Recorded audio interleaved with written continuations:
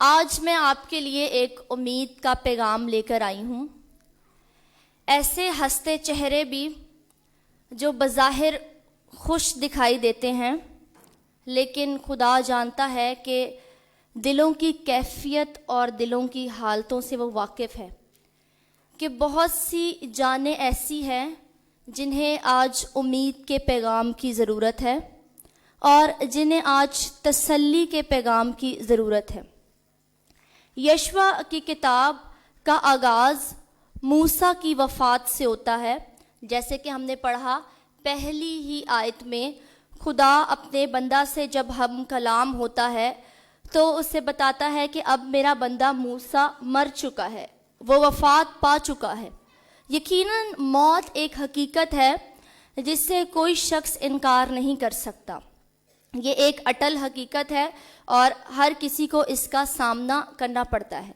لیکن جب بھی کسی بھی شخص کی موت ہوتی ہے تو اس کی موت ایک تبدیلی برپا کرتی ہے، چاہے وہ منفی تبدیلی ہو یا چاہے وہ مثبت تبدیلی ہو۔ کسی کے بھی مرنے سے زندگی میں کسی نہ کسی طریقے سے تبدیلی واقع ہوتی ہے۔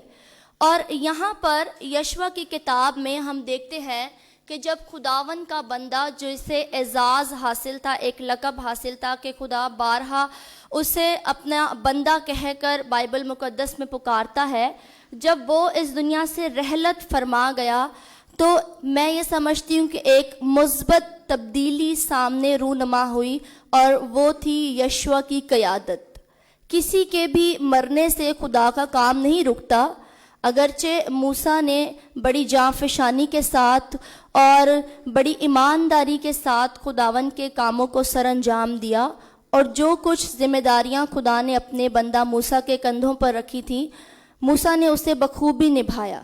لیکن اب جب موسیٰ اس دنیا سے رحلت کر چکا ہے تو اس کی جگہ پہ خداون نے یشوع کو چنا ہے تاکہ اب وہ بنی اسرائیل کی قیادت کرے، اور اسے بحیثیت لیڈر مقرر کیا۔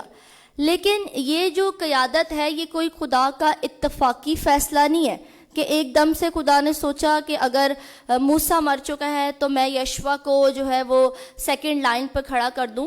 اس سے پیشتر کہ جب موسیٰ زندہ ہی تھا تب ہی خدا نے، جس کا ذکر ہمیں بائبل مقدس میں ملتا ہے گنتی 2 باب اس کی 18ویں آیت سے لے کر 23ویں آیت تک، جب موسیٰ اس دنیا میں زندہ ہی تھا تب ہی خدا نے موسیٰ ہی کے وسیلے سے یشوع کو بحیثیت قائد اس دنیا میں بنی اسرائیل کے لیے چناؤ کر لیا تھا۔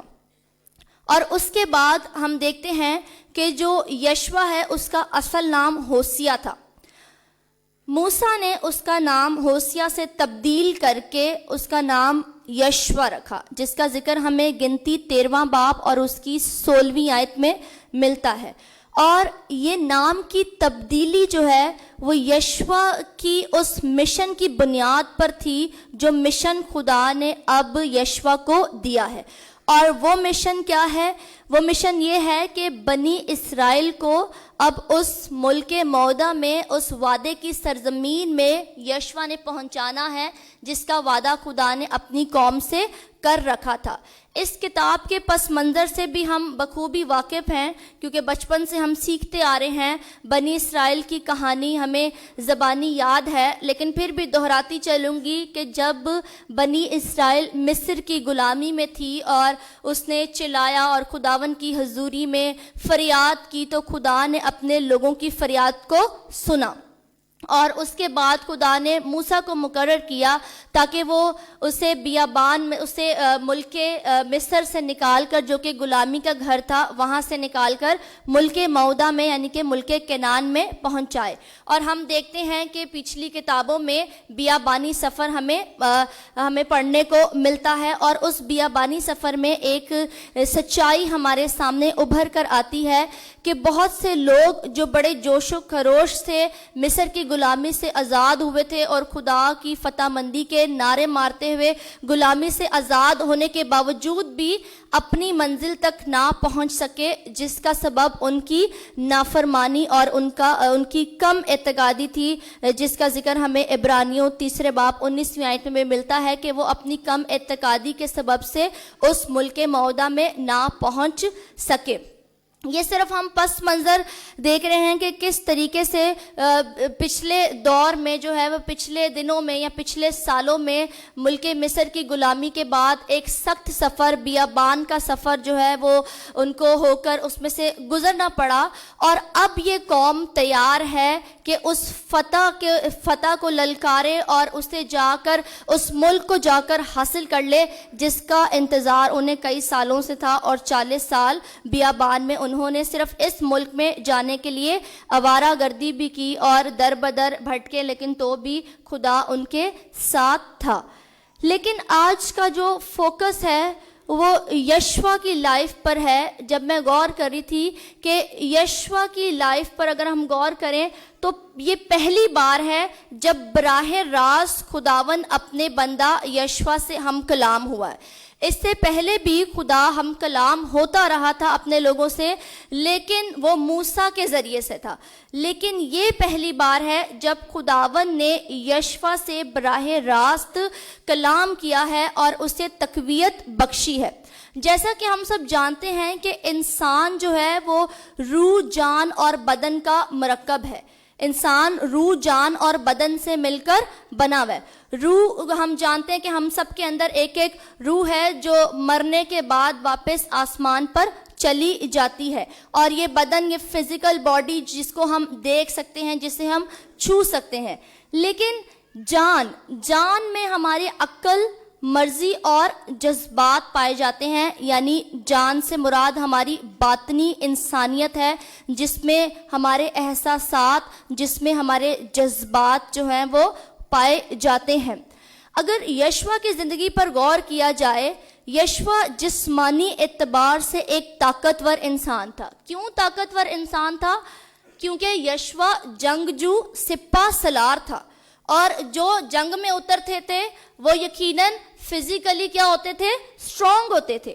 تو ہم تصور کر سکتے ہیں کہ یشوع جو ہے جسمانی طور پر ایک مضبوط شخصیت کا انسان تھا، شخصیت کا حامل تھا، اور اگر یشوع کی روحانی زندگی پر بھی غور کیا جائے تو وہ روحانی اعتبار سے بھی خدا میں مضبوط تھا، جس کا ذکر ہمیں خروج 33واں باب اس کی 11ویں آیت میں ایک واقعہ سے ملتا ہے کہ وہاں پر لکھا ہوا ہے کہ جب خیمہ اجتماع سے موسیٰ باہر آ جایا کرتا تھا، لیکن تب بھی یشوع خدا کی حضوری میں اوندے منہ گرا پڑا رہتا تھا، جس سے مراد یہ ہے کہ یشوع کا لگاؤ خداوند کے ساتھ تھا، یشوع کا دل خداوند کے دل کے ساتھ ملا ہوا تھا، اور اسے خدا کی قربت حاصل تھی، اور وہ خدا کی حضوری میں اور خدا کے چرنوں میں، خدا کے گھٹنوں میں بیٹھنا پسند کرتا تھا، اور وہی شخص خدا کی حضوری میں، خدا کے پھاٹکوں میں اس کا انتظار کرنا،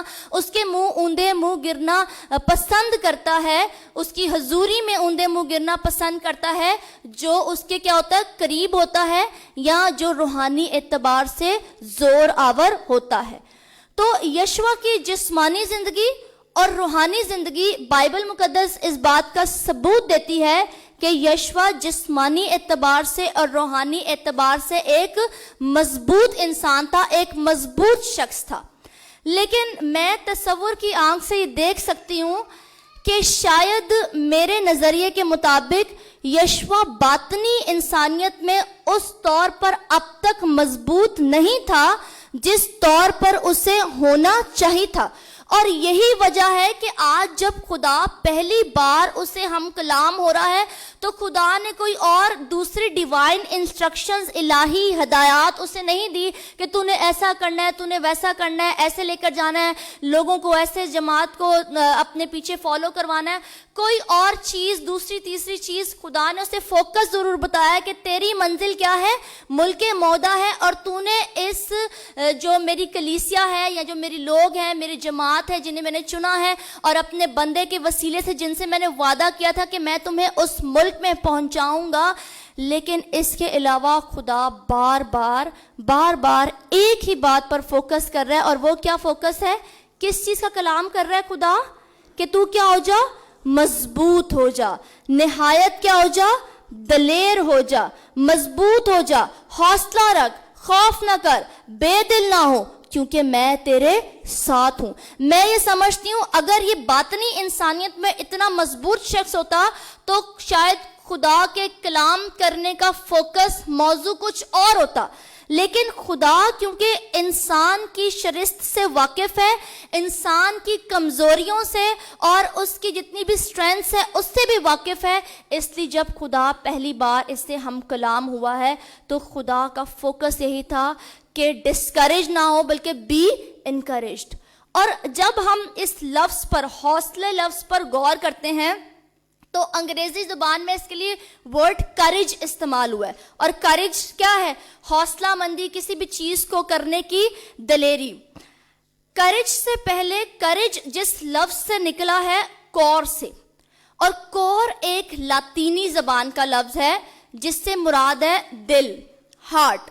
اور پھر اس لفظ کور سے لفظ کریج نکلا جس کا مطلب حوصلہ ہے. اور حوصلہ ایک جذبے کا اور ایک احساس کا نام ہے، اور احساسات اور جذبات کا تعلق ہمارے دل سے ہے. جتنے بھی احساسات، فیلنگز، ایموشنز، ول، انٹلیکچل جو بھی پاور ہوتی ہے اس کا تعلق کس سے ہے؟ ہمارے دل سے ہے. تو کور لفظ جس کا مطلب لاطینی زبان میں دل ہے، اسی دل لفظ سے مطلب بعد میں لفظ نکلا کریج جس کا مطلب ہے حوصلہ. اور اسی حوصلے کو جب ہم ہار جاتے ہیں تو یہ ورڈ بن جاتا ہے ڈسکریج. اور ڈس ایک پریفکس ہے، اور اس جب یہ کریج کے ساتھ یہ پریفکس ڈس جس کا مطلب اپوزٹ ہونا، کسی چیز کا نہ ہونا لگ جاتا ہے، جب ہم اپنا حوصلہ ہار جاتے ہیں، جب ہم اپنی ہمت ہار جاتے ہیں تو پھر کریج کی جگہ ہم کیا ہو جاتے ہیں؟ اس کے اپوزٹ ڈسکریج ہو جاتے ہیں. اور انہی دو باتوں پر خداوند کا کلام یہاں پر یشوا کے ساتھ جب خدا کر رہا ہے تو سارا دار و مدار ان دو باتوں پر ہے. مضبوط ہو جا، کریج رکھ اپنے اندر، ہمت رکھ، حوصلہ رکھ، کیونکہ میں تیرے ساتھ ہوں اور تو نے خوف نہیں کھانا اور بے دل نہیں ہونا. میں ایک سٹیٹمنٹ کل پڑھ رہی تھی کہ ڈسکریجمنٹ از یونیورسل. بے دلی عالمگیریت ہے. مطلب یہ کہ کوئی ایسا شخص نہیں ہے، تاریخ اس بات کی گواہ ہے کہ مضبوط سے مضبوط انسان اور ایمان کے سورما جو اپنے آپ میں خدا کی حضوری میں مضبوط ہونے کا دعویٰ کرتے تھے اور انہوں نے ایمان کے وسیلے سے بہت بڑے بڑے کام بھی کیے، ایک وقت آیا کہ وہ لوگ بھی بے دلی کا شکار ہو گئے. اور جب ہمیں زندگی ایک جنگ کی مانند ہے، جو یشوا کی کتاب ہے اس کا دار و مدار، یشوا کی کتاب کا خاص اہم ترین موضوع یہی ہے کہ خدا کی برکات کو ایمان کے ساتھ حاصل کرنا. اگر بنی اسرائیل کا موازنہ ان قوموں سے کیا جائے تو بنی اسرائیل ان قوموں کے آگے کچھ بھی نہیں تھی. وہ قومیں تعداد میں بھی زیادہ تھی، طاقت میں بھی زیادہ تھی اور ہر لحاظ سے ان سے ڈبل پاور رکھتی تھی. لیکن جب خداوند نے انہیں حوصلہ بخشا کہ جاؤ اور ان پر حملہ کر دو، اور ان پر حملہ کرنے کے بعد فتح یابی تمہیں کس کی طرف سے ملے گی؟ میری طرف سے ملے گی، کیونکہ جنگ کس کی ہے؟ خداوند کی ہے. اور یہی بات انہیں تقویت دیتی رہی اور ایک وقت آیا کہ وہ اپنے اس مقصد میں کامیاب بھی ہو گئے.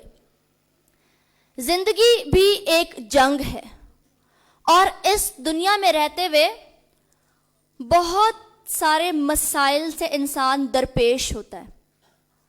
بہت ساری مشکلات کا سامنا ہمیں کرنا پڑتا ہے، بہت سارے چیلنجز ہمارے سامنے ہوتے ہیں.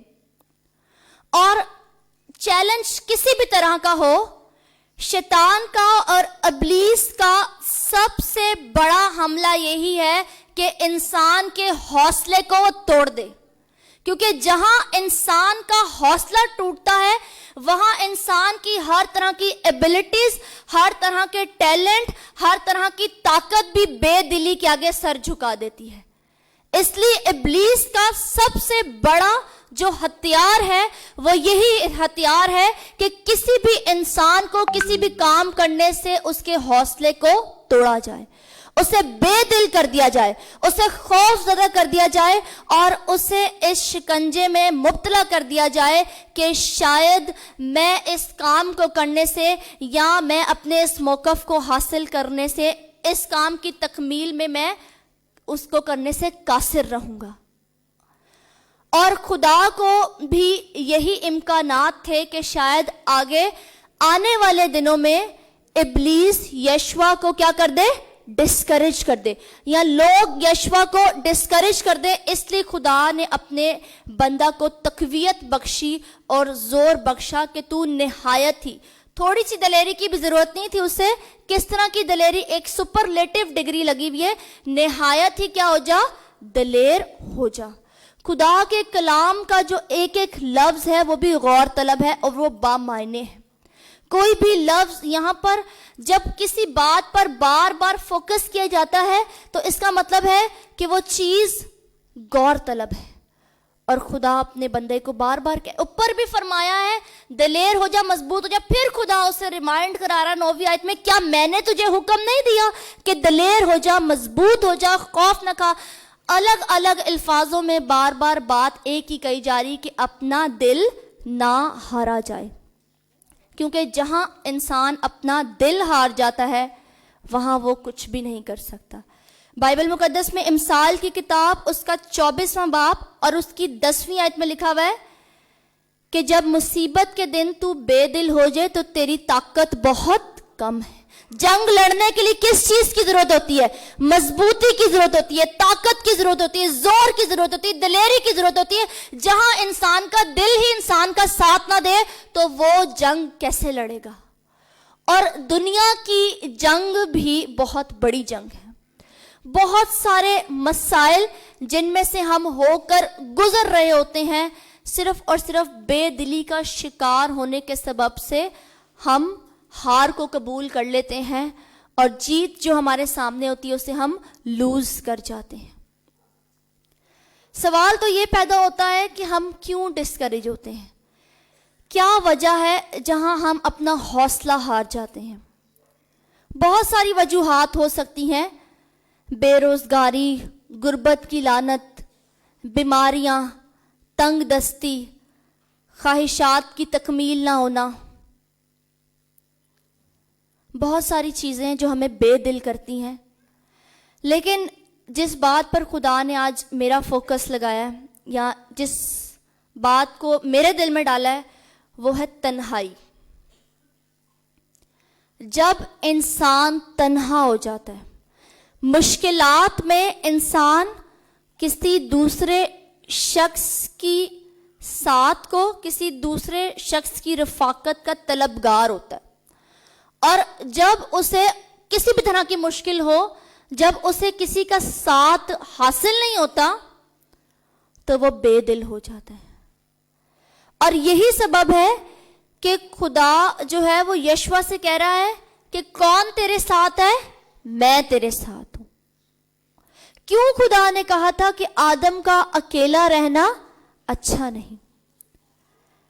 صرف خدا ہی نہیں بلکہ اس دنیا میں جو بڑے بڑے سائیکالوجسٹ ہیں، جو بڑے بڑے فلاسفرز ہیں، وہ بھی اس بات کو تسلیم کرتے ہیں کہ انسان اکیلا اس دنیا میں زندگی نہیں گزار سکتا۔ ایک بہت بڑے فلاسفر ہیں ایرسٹوٹل، انہوں نے کہا تھا اے مین از اے سوشل اینیمل۔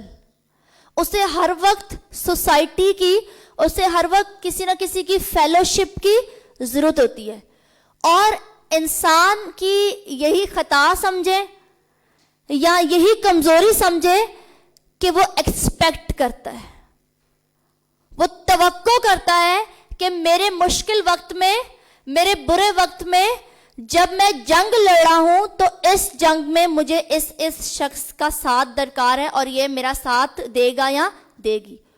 اور جب وہ ساتھ اسے حاصل نہیں ہوتا تو وہ وقت ایسا ہوتا ہے جب انسان کیا ہو جاتا ہے؟ ڈسکریج ہو جاتا ہے. جو اس کے اندر کی جو پوٹینشل ہوتی ہے, جو اس کے اندر کی بھی جو ایبلٹی ہوتی ہے, جو وہ خود بھی کر سکتا ہے, وہ بھی وہ کیا کر دیتا ہے؟ لوز کر دیتا ہے. اور یہ بات میں کسی صرف اپنے نظریے کی بنیاد پر نہیں کہہ رہی, بلکہ اس بات کا ثبوت ہمیں بائبل مقدس میں سے بھی ملتا ہے. جب یروشلم اور یہودا کو بھی خدا جنگ کے لیے تیار کر رہا تھا, جس کا ذکر ہمیں دوسرا تواریخ اس کی 20ویں باب اور اس کی 16ویں آیت سے لے کر 17ویں آیت میں ملتا ہے, تب خدا نے انہیں اس بات کا احساس دلایا کہ تم اکیلے محسوس نہیں کرنا. جب تم جنگ لڑنے کے لیے جا رہے ہو تو اس جنگ میں کوئی تمہارے ساتھ ہو یا نہ ہو, میں خداوند لشکروں کا خدا تمہارے ساتھ ہوں. آپ نے بھی اس بات کا زندگی میں تجربہ کیا ہوگا, جب ہم بہت مشکل کے وقت میں ہوتے ہیں, کوئی ہمیں صرف ایک جملہ ہی کہہ دے کہ میں تمہارے ساتھ ہوں, تو جو ہمارا لو بینک ہوتا ہے, کریج بینک ہوتا ہے, جو ہمیں خالی ہوتا ہوا نظر آ رہا ہوتا ہے, کسی کے صرف کام نہ کرنے سے, عمل نہ کرنے سے بھی, صرف لفظوں سے ہی ہمیں کبھی کبھار کیا مل جاتی ہے؟ تقویت مل جاتی ہے, دلاسا مل جاتا ہے, اور ہم یہ سمجھتے ہیں کہ ہاں ہم اس مشکل میں سے ہو کر گزر سکتے ہیں. کیوں لکھا ہوا ہے کہ کم ہمتوں کو کیا دو؟ دلاسا دو. کیونکہ انسان کی فیلوشپ, انسان کی رفاقت, انسان کا ساتھ, خصوصاً مشکل وقت میں, جنگ کے وقت میں, جب ہم مشکل دور میں ہوتے ہیں, جب کوئی ہمارا ساتھ دیتا ہے تو ہمارا حوصلہ کیا ہوتا ہے؟ بڑھ جاتا ہے. لیکن اسی کے برعکس اس مشکل میں جب انسان اپنے آپ کو تنہا پاتا ہے, اکیلا پاتا ہے, تو وہ بے دل ہو جاتا ہے. اور آج میں یہی امید کا پیغام میرے لیے اور آپ کے لیے لے کر آئی ہوں کہ دنیا میں جب بھی ہمیں کسی بھی جنگ کا سامنا ہو, کوئی ہمارا ساتھ دے یا نہ دے, میرا اور آپ کا خدا ہمیشہ ہمارے ساتھ ہے. وہ ہمیشہ ہمارے ساتھ کھڑا ہے. لشکروں کا خدا ہمارے ساتھ کھڑا ہے. داؤد کے ساتھ جب وہ جاتی جولیت کے ساتھ لڑنے میں میدان جنگ میں اٹھا کھڑا ہوا, تو کوئی ساؤل جیسا سپہ سالار بھی اس کے ساتھ نہیں تھا. جنگ میں ہزاروں لوگ جنگجو مرد شامل تھے, لیکن کوئی شخص داؤد کے ساتھ موجود نہیں تھا. اس نے کہا کہ میں خداون خدا لشکروں کے خدا کے نام پر آتا ہوں, اور اس نے خداون کے ساتھ کے سبب سے اس جنگ کو اکیلے کیا کیا؟ جیت لیا. ہم کس پر اپنی نگاہیں لگائے ہوئے ہیں؟ افسوس ان پر جن کا بھروسہ گھوڑوں اور رتھوں پر ہے. افسوس ان پر جو غیر معبودوں کے پیچھے بھاگتے ہیں, ان کا غم کیا ہوگا؟ بڑھ جائے گا. ہم خود اپنے احساسات میں پھنس کر, اپنے دل کی فیلنگز میں پھنس کر, ہمارا اپنا دل ہی, ہماری اپنی خواہشات ہی, ہماری اپنی توقعات ہی ہمیں بے دل کرتی ہیں. اس لیے یرمیا نے کہا, یہ دل تو کیسا ہے؟ ہیلے باز اور لا علاج ہے, اسے کون دریافت کرے. یہ دل تمنا کرتا ہے کہ مشکل وقت میں کوئی شخص آپ کے ساتھ ہو, مشکل وقت میں کوئی آپ کا ساتھ دے. اور کئی بار جو ہمارے ساتھ ہوتے ہیں وہ بھی ہمارے ساتھ نہیں ہوتے, بلکہ وہ ہمارے دکھ میں کیا کر دیتے ہیں؟ اضافہ کر دیتے ہیں. مثال ہمیں کس کی ملتی ہے؟ حنا جو اپنے گھر میں رہتی تھی اپنی سوت کے ساتھ, اور بائبل میں لکھا ہوا ہے فننا جو اس کے ساتھ رہنے والے ایک ہی گھر میں رہتے تھے, فننا اسے بے طرح چھیڑتی تھی, اور پھر حنا کیا کرتی تھی؟ روتی تھی, زارو زار روتی تھی اور بے دل ہوتی تھی. کئی بار ہماری توقعات ہوتی ہیں جو ہمارے گھر کے ساتھ رہنے والے لوگ ہوتے ہیں وہ ہمیں سمجھیں, لیکن وہی الٹا ہمارے زخموں کا سبب بن جاتے ہیں. فننا اس کے زخموں کا سبب بنے, لیکن جب حنا نے خداون کی حضوری میں اپنے دل کو انڈیلا تو لکھا ہوا اس کا پھر چہرہ مایوس نہیں رہا.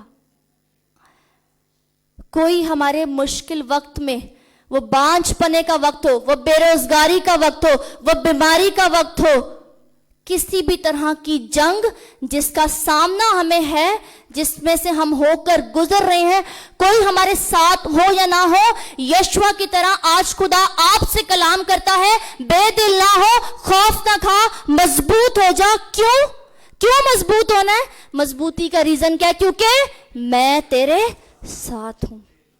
मत एक्सपेक्ट करें किसी इंसान से। ठीक है, हम जरूर मानते हैं कि लोगों की फेलोशिप हमारे लिए बहुत जरूरी है, लेकिन हौसले की बात ये, कोई बात नहीं अगर कई दफा हमें ऐसे वक्त का सामना करना पड़ता है कि कोई हमारा साथ देने के लिए तैयार नहीं होगा, लेकिन याद रखिए कि हमारे साथ हमारा मुनजी है, इमैनुअल। और इमैनुअल का तर्जुमा क्या है? खुदा तुम्हारे साथ। उस खुदा ने हमारे साथ वादा किया है। याकूब की अगर हम बात करें, याकूब जो खुदा का बंदा था, जिसे खुदा ने पसंद किया, यसाया उसकी 41वें बाब की 8वीं आयत से लेकर 14वीं आयत तक बड़ा ही हौसले अफजाई का कलाम हमें मिलता है। याकूब से खुदावन फरमाता है, याकूब तुम मेरा बंदा है। हम कब बेदिल होते हैं? जब हम समझते हैं कि शायद हम किसी के भी नहीं है, कोई हमारा नहीं, या हम किसी के नहीं है, कोई हमें पसंद नहीं करता, कोई हमारे साथ खड़ा होने के लिए तैयार नहीं है। याकूब से खुदा ने कहा, तू मेरा बंदा है, मैंने तुझे पसंद किया है। कितनी बड़ी बात है कि हम खुदा की पसंद हो। हम दुनिया की निगाहों में कबूलियत ढूंढते हैं, हम दुनिया से प्यार के तलबगार होते हैं, हम दुनिया से साथ का तकाजा करते हैं, लेकिन आज वही याकूब का खुदा मुझसे और आपसे फरमाता है, मैंने तुझे पसंद किया है, तू परेशान ना हो। वहां पर बार बार ये लफ्ज लिखे हैं। इतना वक्त नहीं कि मैं एक हवाला निकाल के पढ़ूं, आप नोट कर सकते हैं, हवाला घर जाके पढ़ सकते हैं। यसाया 41 8वीं आयत से 14वीं आयत तक बार बार खुदा से कहता है, दिलासा रख, हौसला रख, हिरासा ना होना, परेशान ना होना, क्योंकि मैं तेरे साथ हूं। मैं तुझे अकेला नहीं छोड़ूंगा, मैं तेरे से दस्तबरदार नहीं होऊंगा, यानी मैं अपना हाथ तेरे हाथ से नहीं छुड़ाऊंगा। हमें कहाँ देखने की जरूरत है? अगर हम चाहते हैं कि हमारे हौसले बुलंद रहें, तो ज़बूर नवीस क्या फरमाता है कि मैं अपनी आंखें पहाड़ों की तरफ लगाऊंगा। मेरी कुम्मत कहां से आएगी? मेरी कुम्मत, मेरी मदद खुदा की तरफ से आएगी। हमारे हौसले तब पस्त हो जाते हैं जब हम लोगों पर, किसी शख्सियत पर, किसी इंसान पर अपनी निगाहें लगाए हुए बैठे होते हैं, और इंसान जब हमारी तवक्कात पर पूरे नहीं उतरते तो फिर हम टूट जाते हैं, फिर हम बिखर जाते हैं, फिर हम रोते हैं, फिर हम चिल्लाते हैं, और जब आखिरी कोई निशाना हमें नजर नहीं आता, फिर हम किसके पास आ जाते हैं? खुदा के पास आ जाते हैं। वो तब भी हमें नहीं छोड़ता। एक वाकया बाइबल मुकद्दस में से मुझे याद आता है, यूहन्ना की इंजील 5वां बाब, जिसमें एक शख्स 38 बरस से बीमार था, पसमर्दा और लागर शख्स था, और वो मुंतजिर था कि जब फरिश्ता आकर उस हौज में से पानी को हिलाता है तो कोई शख्स उसे या कोई अशखास मिलकर उसे कहां पर उतार दें? पानी में उतार दें, ताकि वो क्या पा जाए? शिफा पा जाए। खुदावन यसु मसीह ने उससे अर्ज की, उससे पूछा, क्या तू शिफा पाना चाहता है? और आपको याद होगा कि उसका जवाब क्या था? मेरे पास कोई आदमी नहीं जो मुझे इस हौज में उतार दे। दूसरे अल्फाजों में वो क्या बोल रहा था कि मैं अकेला हूं, मैं तन्हा हूं। मेरी इस बीमारी में 38 बरस से कोई साथ होता तो मुझे पहले साल में ना हौज में उतार देता और मैं अपनी इस बीमारी से शिफा पा जाता। मेरे पास कोई आदमी नहीं जो मुझे इस हौज में उतार दे। खुदावन यीशु ने कहा, उठ, अपनी चरपाई उठा और चल फिर। जिस शख्स के पास कोई आदमी का साथ नहीं है, जिसके पास कोई जिस्मानी, कोई इंसानी मदद नहीं है, उसके पास खुदावन यीशु मसीह खुद चल कर आ जाते हैं। یہ خدا کا فضل ہے. خود مسیحا ہمارے پاس چل کر آتے ہیں کہ اٹھ اپنی چرپائی اٹھا اور چل پھر. کیا تو انسانوں پر نگاہیں لگائے بیٹھا ہے کہ میرے پاس کوئی آدمی نہیں جو مجھے اس حوض میں اتار دے؟ ہمارے 38 برس تک بیماریوں میں، کمزوریوں میں، پریشانیوں میں مبتلا رہنے کا ریزن ہی یہ ہے کہ ہم کس پر نگاہیں لگائے بیٹھے ہوتے ہیں؟ انسانوں پر کہ کوئی ہمیں حوض میں اتار دے. مسیحا خود ہمارے پاس چل کر آ گیا. ہمیں کسی شخص کی ضرورت کیوں؟ میں انسان کی اہمیت کو یہاں پر کم نہیں کر رہی، اگرچہ انسان کی رفاقت بھی خدا نے انسان کے لیے بنائی ہے، لیکن میں ترجیحات کی بات کر رہی ہوں. ہماری ترجیح اپنی زندگی میں اپنی مدد کے لیے، اپنے حوصلوں کو بلند کرنے کے لیے خدا کا ساتھ ہونا چاہیے. جب خدا ساتھ ہے تو بائبل مقدس فرماتی ہے جب خدا ساتھ ہوتا ہے تو خدا ہمارے دشمنوں کو بھی کیا کر دیتا ہے؟ ہمارا دوست کرتا ہے. کیسے ممکن نہیں ہے کہ جب خدا کا ساتھ آپ کے ساتھ ہو تو پھر لوگ آپ کا ساتھ نہ. وہ خود دلوں کو بدلتا ہے، وہ خود سخت دلوں کو آپ کے لیے نرم کر دے گا، موم کر دے گا. خدا کا ساتھ بہت امپورٹنٹ ہے. اگر لاکھوں لوگ بھی آپ کے ساتھ ہوں، وہ ذات آپ کے ساتھ نہ ہو تو پھر ہم زیرو ہیں. پھر انسانی مدد کا بھی کوئی فائدہ نہیں. ہاں اگر خدا بھی ساتھ ہے اور خدا کے کرم و فضل سے لوگ بھی ہمارے ساتھ ہیں تو پھر یہ خدا کا فضل ہے اور یہ ہماری ڈبل ہمت اور دلاسے کا سبب بنتا ہے. میں نے یہ بات کہی تھی کہ جو ڈسکریجمنٹ از یونیورسل، مسیح یسوع کو بھی اس کا سامنا کرنا پڑا. کب سامنا کرنا پڑا؟ مسیح کی سب سے بڑی جنگ یسوع مسیح نے کہاں پر لڑی؟ گثسمنی باغ میں یا گثسمنی کے باغ میں. اور اس کا جو آخرت تھی اس جنگ کی وہ کہاں پر ہوئی؟ صلیب پر ہوئی. مسیح کی بھی یہی کیفیت تھی. جب وہ باغ گثسمنی میں تھے تو متی 26واں باب اس کی 36ویں آیت سے 46ویں آیت تک ہمیں یہ واقعہ قلم بند ملتا ہے. وہاں پر مسیح نے اپنے شاگردوں سے کہا تم یہاں ٹھہرے رہو اور میرے ساتھ جاگتے رہو. تم یہاں ٹھہرے رہو اور میرے ساتھ جاگتے رہو. کیا ضرورت تھی مسیح کو ان کو جگانے کی؟ پریشانی کی حالت میں شاگرد مسیح کے دوست بھی تھے. شاگرد مسیح کے ساتھ ساتھ ہمیشہ رہتے تھے. مسیح کی ان کے ساتھ شیئرنگ تھی. اس دوستانہ رشتے میں خداوند یسوع مسیح نے ایکسپیکٹ کیا، توقع کی کہ یہ میرا کیا دیں گے اس مشکل وقت میں جو اب سب سے بڑی جنگ میں لڑنے کو ہوں، اس میں میرے دوست، میرے شاگرد، میرے اسٹوڈنٹس میرا ساتھ دیں گے. اور مسیح نے ان سے کہا کہ تم یہاں ٹھہرے رہو اور میرے ساتھ جاگتے رہو. جب مسیح دعا کر کے واپس آئے خدا کی مدد بھی لے رہے ہیں.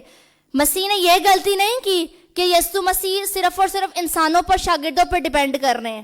ٹھیک ہے، اس کے بعد لوگوں کو بولنے کے بعد، اپنے شاگردوں کو بولنے کے بعد آگے پتھر کے ٹپکے پر کیا کرنے لگے؟ جھک کر دعا کرنے لگے اپنے باپ سے. اپنے باپ کا ساتھ ان کے لیے موسٹ امپورٹنٹ تھا، لیکن سائیڈ بائی سائیڈ وہ اپنے دوستوں کا، اپنے شاگردوں کا ساتھ بھی چاہتے تھے. جب واپس آئے شاگردوں کو سوتے پایا تو مسیح نے گلہ کیا. اور وہ گلہ کیا تھا؟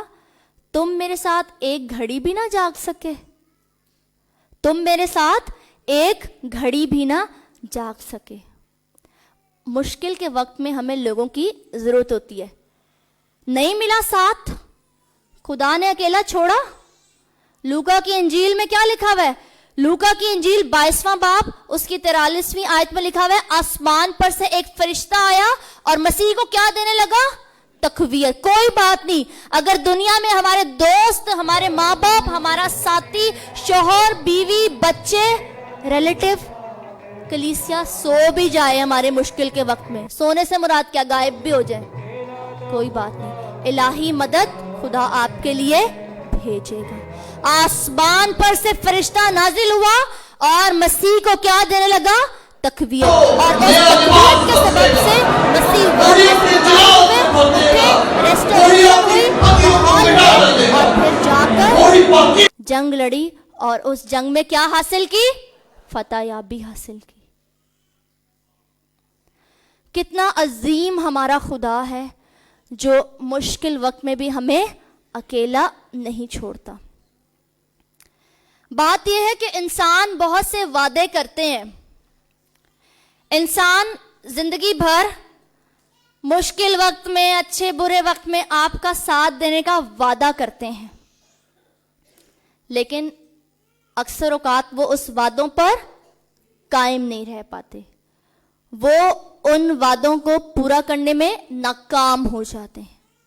लेकिन खुदावंद, आसमान और जमीन टल जाएंगी, लेकिन मेरे मुंह की बातें हरगिज नहीं टलेंगी।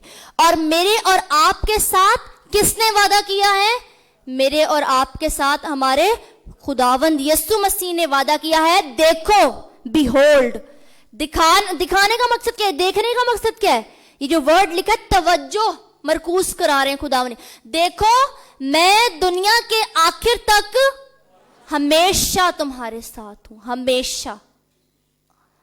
लोग कभी साथ देते हैं, कभी साथ नहीं देते। यीशु मसीह ने ये नहीं कहा कि मैं कभी तुम्हारे साथ होऊंगा, कभी नहीं होऊंगा, जब मूड हुआ, दिल चाहा, जब मेरी आसानी हुई तब मैं साथ दे दूंगा, नहीं। और देखो, मैं दुनिया के आखिर तक हमेशा तुम्हारे साथ हूं। खुदावन के वादे हमारी तसल्ली का सबब होते हैं, बाइस बनते हैं। यशवा के साथ खुदा ने यहां पर वादा किया कि तू मत डर, मैं तेरे साथ हूं। आगे लोगों ने भी वादा किया था 18वीं आयत में, पहले बाब की 18वीं आयत में लोगों ने भी वादा किया था, लेकिन जिस तरीके से खुदा ने भरपूरी के साथ अपने वादे को निभाया, उस तरीके से लोग उस वादे को निभाने से कासिर रहते हैं। हर कोई अपनी आसानी ढूंढता है, लेकिन खुदा मुझे और आपको तरजीह देता है। मैं और आप खुदा की नज़र में अहम है। वो हमसे इतना प्यार करता है कि अगर उसने अपने बेटे को दरेग नहीं किया तो वो हमारा साथ क्यों ना देगा? वो क्यों कर हमें मुश्किल में अकेला छोड़ देगा? यशायाह की किताब में लिखा है, तू सैलाबों पर से तो गुजरेगा, आग के अंगारों पर से तो गुजरेगा, लेकिन उस वक्त में भी मैं तुझे अकेला नहीं छोड़ूंगा। ये याद रखिए कि खुदा ने ये वादा नहीं हमसे किया कि तू किसी मुश्किल में नहीं पड़ेगा, किसी तरह की मुश्किल का सामना, चैलेंज का सामना तुझे दरपेश नहीं होगा। नहीं, खुदा ने ये कहीं वादा नहीं किया। हाँ, ये जरूर लिखा है कि लोग मेरे सबब से तुम्हें लानतान कहेंगे, तुम सताए जाओगे, मारे जाओगे, कूटे जाओगे, इज़ार आसानी का सामना भी करना पड़ेगा, हर तरह की मुश्किल का भी सामना करना पड़ेगा। लेकिन तकवीयत और तसल्ली और हौसले का बायस क्या बात है कि उस मुश्किल वक्त में खुदा हमें अकेला नहीं छोड़ेगा। इसलिए खुदावन पर भरोसा रखिए। कब हम अपनी डिस्करेजमेंट पर ओवरकम होते हैं? जब हम खुदा की आवाज को सुनते हैं। एलिया नबी, जिसका जिक्र हमें ईमान के सूरमाओं में मिलता है, उसने अपने ईमान की दुआ से आसमान खुलवा भी दिया और आसमान बंद भी कर दिया। एक वक्त आया, एक औरत की धमकी से डर गया, बेदिल हो गया। डर तो गया, खौफ तो खाया, साथ में बेदिल भी हो गया। बेदिल शख्स की सबसे बड़ी अलामत क्या होती है? वो मौत मांगता है, वो जीना नहीं चाहता। जीने की जो चाहत होती है उसके दिल से क्या हो जाती है? खत्म हो जाती है। क्यों? क्योंकि बातनी इंसानियत में कमजोरी आ जाती है। इसलिए जब बातनी इंसानियत में कमजोरी आ जाती है तो जिस्मानी तौर पर वो जिंदा नहीं रहना चाहता। वो आइसोलेशन का शिकार हो जाते हैं। ऐसे लोग तन्हाई पसंद हो जाते हैं। एलिया ने क्या किया?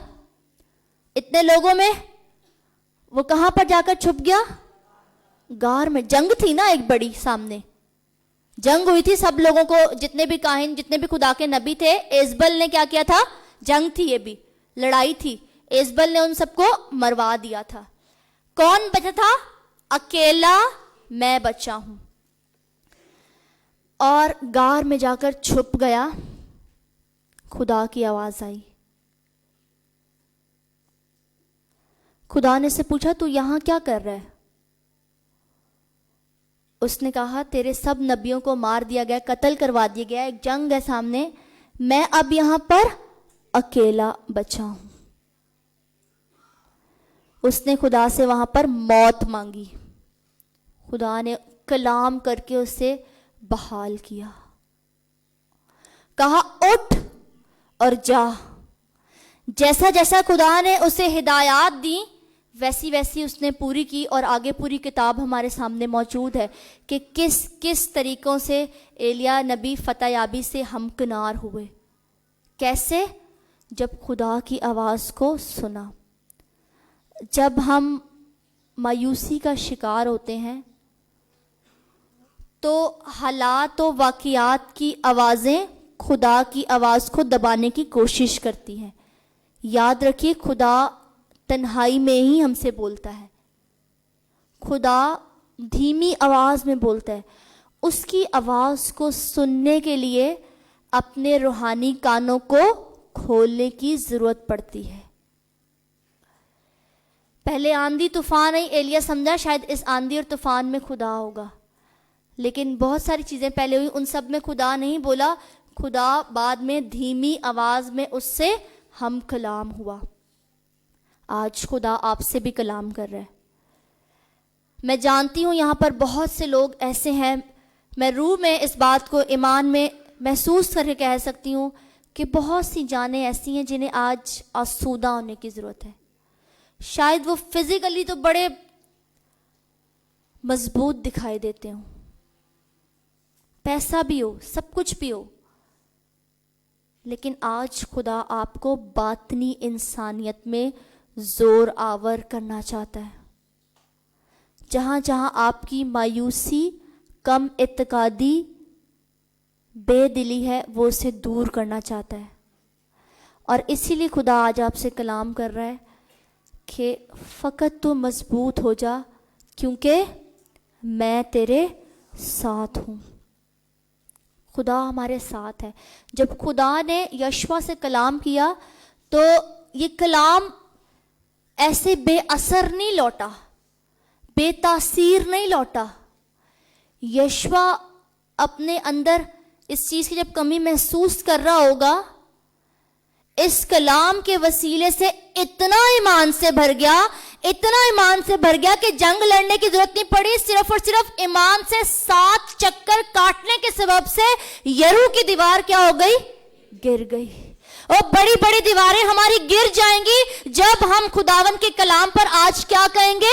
آمین کہیں گے. جب ہم خداون کے کلام کو حلیمی اور فروتنی کے ساتھ آج دل کے ساتھ قبول کر لیں گے, اپنے اس سخت دل کو توڑ ڈالیں گے اور اس گوشتین دل کو خداون کی حضوری میں رکھ دیں گے اور ایمان سے اپنی ان مصیبتوں کے گرد چکر لگائیں گے, تو آج میں ایمان سے اس بات کا آپ کو دعویٰ کر سکتی ہوں کہ خدا ہماری بڑی سے بڑی دیواروں کو کیا کر دے گا؟ توڑ دے گا, گرا ڈالے گا. وہ آج آپ کی دیواروں کو گرانا چاہتا ہے, لیکن فقط وہ آپ سے کیا چاہتا ہے کہ آپ اس پر کیا رکھیں؟ ایمان رکھیں. بے دلی کو اپنے دل سے نکال دیں, حوصلہ رکھیں, مضبوط ہو جائیں. جہاں آپ کے پاؤں کا تلوا ٹکے گا وہ جگہ وہ آپ کو دے دے گا. جہاں خدا نے آپ کو کھڑا کیا ہے کوئی شخص آپ کو وہاں سے ہٹا نہیں سکتا. جہاں خدا آپ کے ساتھ کھڑا ہے کوئی آپ کو گرا نہیں سکتا. لیکن یہ کب ہوگا؟ جب آپ کی نگاہیں ایمان کے بانی یسوع پر لگی رہیں گی. ہم سمجھے اس سمندر میں ہیں, ہم اس مشکل کے سمندر میں ہیں, سامنے خداوند یسوع مسیح ہے, ناممکنات کا خدا ہے. مسیح پر ایمان پر نگاہیں لگاتے ہوئے ہم ان لہروں پر بھی چل سکتے ہیں. جب تک ہم یسوع کو تکتے رہیں گے تب تک ہم لہروں پر بھی چلتے رہیں گے. لیکن جو ہی ہمارا فوکس آؤٹ ہوگا ہم ڈی ٹریک ہو جائیں گے, ہم لہروں کو دیکھنے لگ جائیں گے. لہریں اور یہ ہوائیں دنیا کی مشکلات اور چیلنجز کا نمائندگی کرتی ہیں.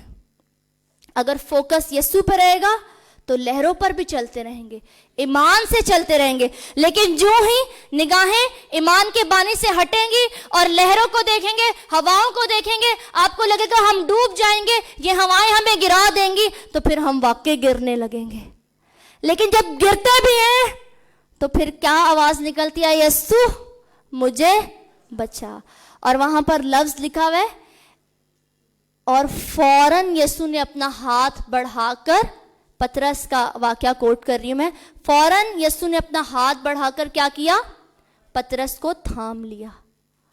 جب ہم گرنے بھی لگتے ہیں, فوکس آؤٹ بھی ہو جائے خداوند سے, تب بھی خدا ہمیں کیا کرتا ہے؟ اپنا ہاتھ بڑھا کر اٹھا لیتا ہے اور تھام لیتا ہے اور دوبارہ ہمیں بحال کرتا ہے. اس لیے زبور نویس 27ویں زبور کی 14ویں آیت میں لکھتے ہیں, خداوند کی آس رکھ. کس کی آس رکھنی ہے؟ خداوند کی آس رکھ, مضبوط ہو, تیرا دل قوی ہو. دل قوی کب ہوگا؟ جب دل قوی تب ہوگا جب خداوند پر آس ہوگی. بہت سارے حوالہ جات میں دیکھ رہی تھی, زبور 31 اس کی 24ویں آیت میں بھی لکھا ہوا ہے, خداوند پر آس رکھنے والوں مضبوط ہو اور تمہارا دل قوی ہو. ایسے ڈھیر حوالہ جات ہمیں ملیں گے جہاں پر خداوند بار بار اپنے لوگوں سے کہہ رہا ہے کہ خداوند پر آس رکھ, خداوند پر بھروسہ رکھ. خداوند ہماری زندہ امید ہے, وہ ہمارا محکم قلعہ, وہ ہماری چٹان ہے, ہم اس میں جا کے چھپ سکتے ہیں. ایلیا تو غار میں جا کر چھپ گیا, آج ہمیں کہاں پر چھپنے کی ضرورت ہے؟ چٹان کون ہے؟ زندہ چٹان خداوند یسوع مسیح ہے. جب ہم اس میں جا کر چھپتے ہیں تو وہ ہمیں اپنے آپ میں محفوظ کر لیتا ہے اور اس کی آواز ہمیں تقویت بخشتی ہے. یشوا کو جب مضبوطی کا کلام دیا تو 8ویں آیت میں شریعت کی امپورٹنس کو بھی ابھارا ہے. شریعت کی یہ کتاب تیرے منہ سے نہ ہٹے, بلکہ دن اور رات تجھے اس کا دھیان رہے, تب ہی تجھے کیا ہوگی؟ اقبال مندی کی راہ نصیب ہوگی اور تو خوب کامیاب ہوگا. جنگ تو خداوند کی ہے, لیکن جنگ میں کس کے کلام پر ایمان رکھنا ہے؟ کون سی کتاب ہمارے سامنے ہونی چاہیے؟ شریعت کی کتاب. شریعت کی کتاب سے مراد کیا ہے؟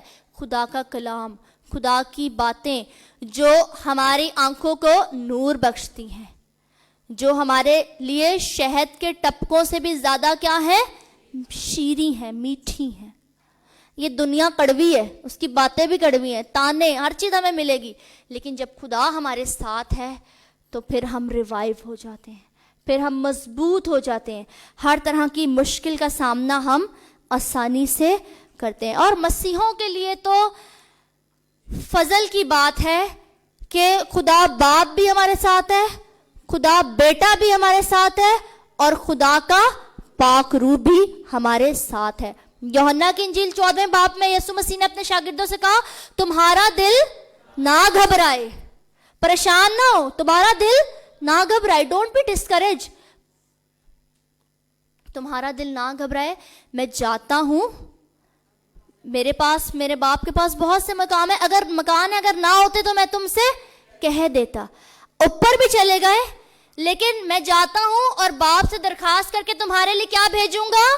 روح پاک بھیجوں گا, ایک دوسرا مددگار بھیجوں گا جو تمہیں یتیم نہیں چھوڑے گا. یتیم سے مراد کیا ہے وہاں پر؟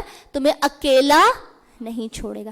جب آپ کو لگے کہ آپ تنہائی کا شکار ہو رہے ہیں, جب آپ کو لگے کہ ہم اکیلے ہیں, اس مشکل کے وقت میں کوئی ہمارے ساتھ نہیں, خداوند یسوع مسیح نے کہا کہ دنیا کے آخر تک ہمیشہ میں تمہارے ساتھ ہوں, اور میں اوپر بھی جا رہا ہوں, باپ کے دہنے ہاتھ بھی بیٹھ رہا ہوں, تب بھی میں تمہارے لیے اس دنیا میں رہنے کے لیے بھی تمہارے لیے ایک دوسرا مددگار بھیجوں گا جو تمہارے ساتھ رہے گا, تمہارے اندر ہوگا اور تمہیں بتائے گا کیا کرنا ہے کیا نہیں کرنا. سب کچھ تو کر دیا گیا ہمارے لیے. اب پریشانی کی کیا بات ہے؟ خوف کی کیا بات ہے؟ بے دلی کی کیا بات ہے؟ نا امیدی کی کیا بات ہے؟ سب کچھ تو خداوند نے ہمارے لیے کر دیا, کفارہ بھی دے دیا, نجات بھی دے دی, وہ جنگ بھی خود ہی لڑ لی. ان کو تو جا کے خود جنگ لڑ کے کیا کرنا تھا؟ ملک پر فتح پانی تھی. میری اور آپ کی جنگ کس نے لڑ لی؟ میری اور آپ کی تو ہمیں جنگ بھی نہیں لڑنی پڑی, ہماری تو جنگ بھی کس نے لڑ لی ہے؟ خداوند یسوع مسیح نے صلیب پر جنگ لڑ لی, اور اسی کی فتح میں ہم بھی شامل ہو گئے. بالکل یشوا کی طرح, جس کے نام کا مطلب تھا کہ خداوند میری نجات ہے. یسوع کے نام کا مطلب بھی کیا ہے؟ نجات دہندہ.